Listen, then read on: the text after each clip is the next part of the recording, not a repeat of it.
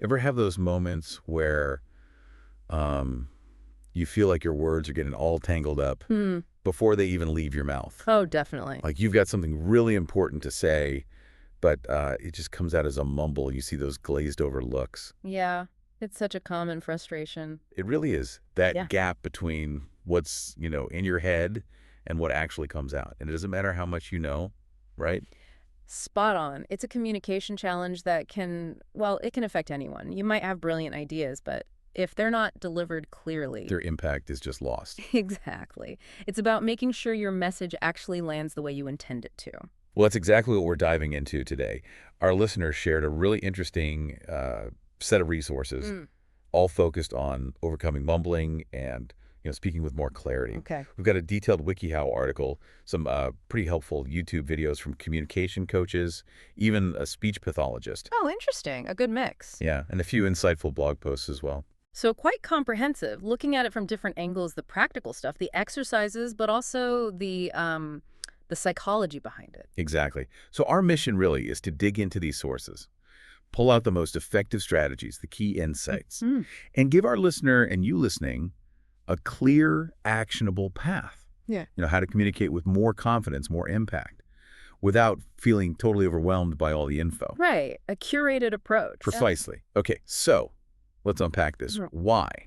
Why does mumbling actually happen? What are the root causes? That's definitely the place to start. And across these different resources, a few key reasons kept popping up. One of the big ones, speaking too quickly. Ah, yeah, that makes sense. When we rush our words, our articulators, that's, your tongue, lips, jaw, they just don't have enough time to form distinct sounds properly. It's like trying to play music too fast. Some notes get blurred. Exactly, it gets slurred. And kind of related is just speaking too quietly. Okay, yeah. The volume issue. Yeah. People can't hear you properly. They can't understand you. Hmm. Seems obvious, but It's fundamental. And tied into that is how much we actually open our mouths when we speak. right. I saw that mix. Think of your mouth like a megaphone, sort of. If it's barely open, the sound gets trapped, muffled. muffled, yeah. One source, Voice and Speech, even suggested a little mirror exercise, aiming for about a finger width of space between your teeth. Oh, like a visual guide. I like that. Something concrete. Exactly. It gives you a target, ensures there's enough physical space for the sound to come out clearly. Okay. Now, what about nerves? I know when I get anxious, my articulation isn't always the That's a best. huge factor. Look- Nerves, anxiety, Yeah. they trigger that stress response in the body. Fight or flight. Right. And Vin Jiang, in one of his videos, explains how adrenaline can cause physical tension in your vocal cords, the muscles you use for speaking. Ah. And that tension messes with clear articulation. It can make your voice shaky, too. Plus, it can speed up your thoughts, right? So your mouth struggles to keep pace. Yeah, your brain's racing ahead. And I guess lack of confidence probably feeds into this too. Oh, definitely. If you don't feel like what you're saying matters, maybe you don't project it clearly. It's exactly it. Several sources, WikiHow, Emma Serlin's blog, they all highlight this. When confidence is low, we might speak hesitantly, almost like we're pulling our voice back in. Like subconsciously making yourself smaller vocally. That's a great way to put it, retracting your voice. Okay, so we've got speed, volume, mouth opening, nerves, confidence. What about the actual mechanics, like how we use our mouths? Yes, that's crucial. Poor articulation, how we form sounds, and just weak mouth muscles are big contributors. Right? If the muscles in your jaw, lips, tongue aren't strong or coordinated, it's just harder to make clear, distinct sounds. Vin Jiang talks about training these articulating muscles. So like any muscle, they need a workout. Pretty much. They need exercise and practice to get stronger and more precise. And breath control came up too, didn't it? Yes, definitely. Incorrect breath management is another piece of the puzzle. Cadenza and Vin Jiang both stress how vital proper breath support is for a strong, clear voice. It's the power source. Exactly. Think of your breath as the fuel. If you're not breathing deeply, using that air efficiently, your voice can sound weak or rushed and less clear overall. So it's not just neck up, it's about using your core. Gotcha. Any other maybe less obvious reasons? Well, sometimes just struggling to organize thoughts as you speak, especially under pressure, that can lead to hesitation and mumbling. Cadenza mentioned that. Like your brain can't feed the words fast enough. Kind of.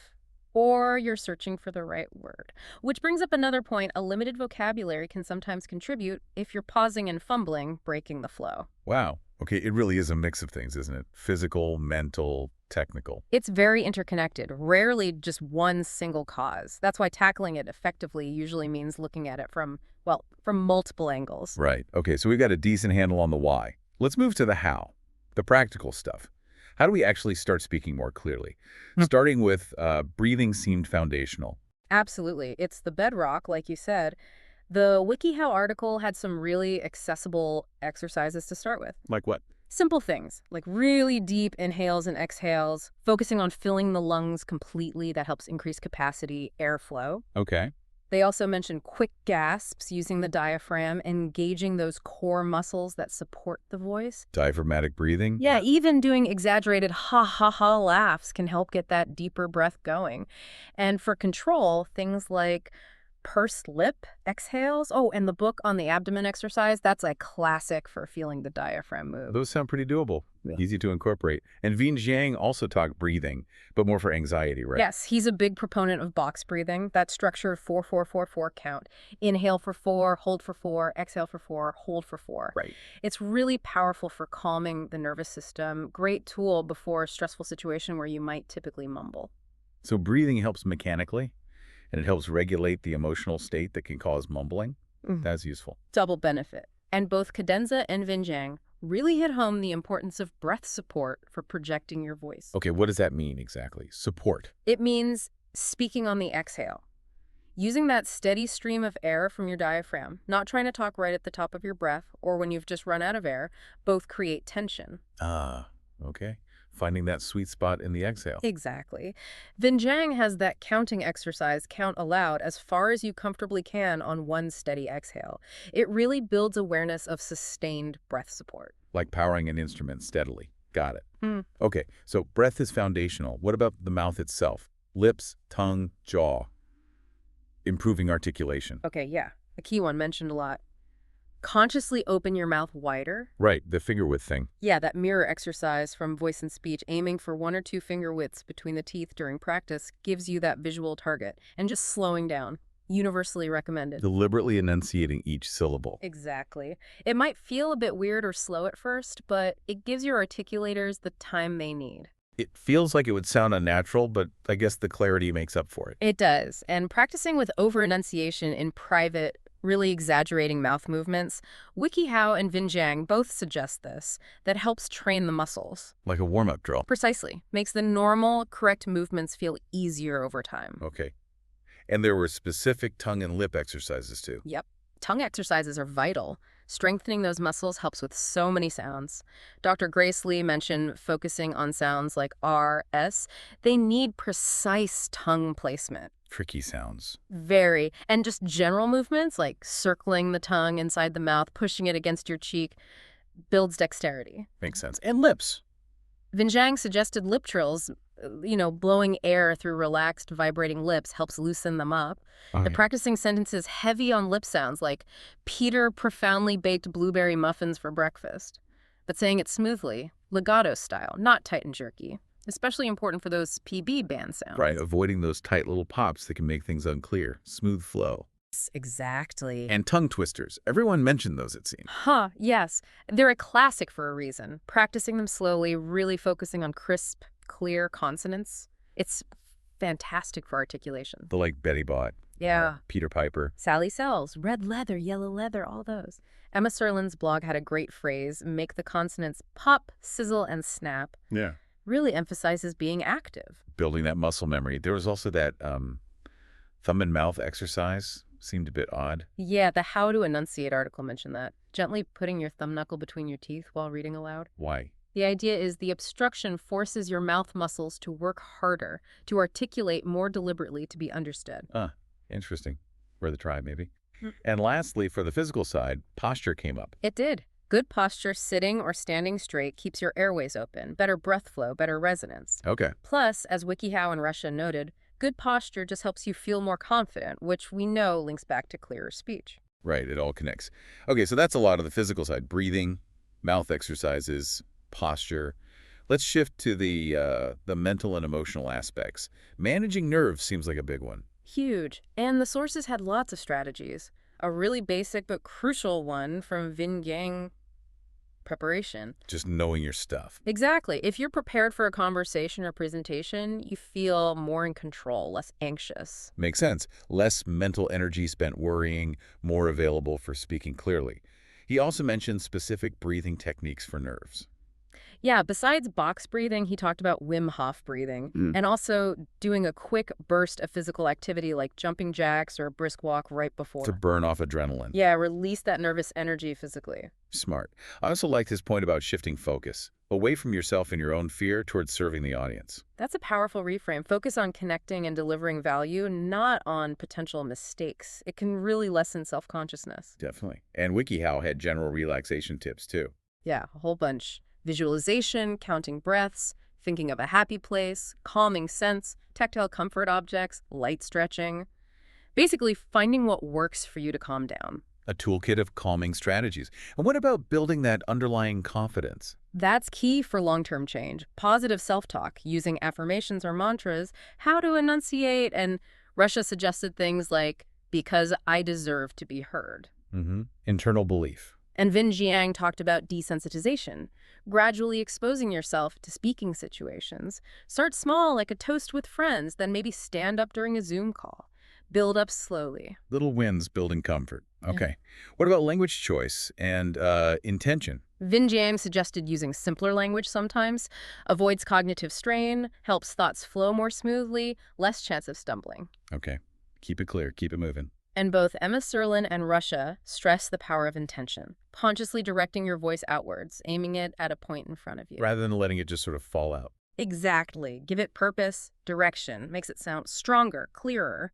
And finding a good speaking rhythm is vital, too. Not too fast, not too slow. Nihara from Learn English, Let's Talk mentioned that. Right. Finding that balanced pace. And she really highlighted intonation, the melody of your voice, how the rise and fall changes meaning. Oh, yeah, those examples with I didn't want you to run versus I didn't want you to run. Brilliant, wasn't it? Showed how much meaning is carried in how we say things, not just what we say. Totally. Okay, mindset and awareness Yeah. helps there. Setting that intention beforehand, like Emma Serlin said, I intend to be heard, I intend to speak confidently, just setting the stage mentally. Priming yourself. And being present, focusing on what you're actually saying right now, not letting your mind race ahead. WikiHow mentioned that. Helps prevent rushing and mumbling. Stay in the moment. And recording yourself. Yeah. That came up a lot. Yes, a really valuable tool. You hear things you don't notice otherwise. Patterns of mumbling, articulation issues, pace problems. A bit painful maybe, but useful for diagnosis. Exactly, and for tracking progress. Plus, obviously, consistent practice. Everyone emphasized that. WikiHow, Vingang, Rusha. It's like any skill. You got to put in the reps. Okay. What about interacting with others? How can we involve them or manage those interactions better? WikiHow had good points on being proactive, telling people what you need. Like what? Like, hey, I'm working on speaking more clearly. Could you give me a little signal if you can't understand me? Or asking for patience while you gather your thoughts. Setting expectations. That makes sense. Rare. Reduces pressure and asking for feedback. Definitely. From trusted people, as Risha and Nihara suggested, constructive feedback is gold. And also, listening to your audience. Dr. Grace Lee and O'Hara stressed that. Pay attention to their cues, understand their needs, adapt. It's a two-way street. And if we're the listener having trouble understanding someone... Learn English, let's talk. Had some great polite phrases. Uh. Sorry, I didn't quite catch that. Could you say that again? And asking clarifying questions. So just to check I understood, confirming you've got it right, plus your own body language matters, eye contact, facing them, not fidgeting, shows you're engaged. Right. Active listening signals respect and helps understanding. Okay, so what if someone tries all this but still feels stuck? They hit a wall. Well, several sources, including WikiHow in Russia, suggested considering professional help, a speech coach or a speech-language pathologist. Right. Get expert guidance. They can do a personalized assessment, give targeted exercises, really tailor the approach. WikiHow also mentions support groups for speech disorders. Community can be really helpful. Good to know those options are out there. Yeah. Okay, wow. We have covered a lot of ground here. If we were to boil it down, what are the absolute key takeaways from this deep dive? I think the main thing is that overcoming mumbling is it's usually a journey, not a quick fix. It involves tackling a mix of things. Not just one magic bullet. Right. It's that combination of Physical techniques, strengthening the voice, improving articulation, plus the mental strategies for managing nerves and building confidence, and being more mindful in how you communicate with others. A holistic approach. And it takes time and effort, right? Mhm. Consistent practice, self-awareness, that seems crucial. Absolutely essential. It's about making small, steady changes and building on them. Okay. So for you, our listener, who's spent this time digging into these resources with us, here's something to think about. Pick just one or two strategies we talked about, whichever ones really resonated with you, Mm-hmm. and then make a point of trying them out. Mhm. In your very next conversation, just experiment, see what happens. Notice how even a small shift might affect how well you connect, how truly heard you feel. Yeah. And remember, if you feel you need more structured support, exploring things like local speech therapy options or maybe online communication communities, those are great next steps too. Definitely. Remember, your voice has value, Uh-huh. and expressing it clearly, confidently, that's absolutely a skill you can develop.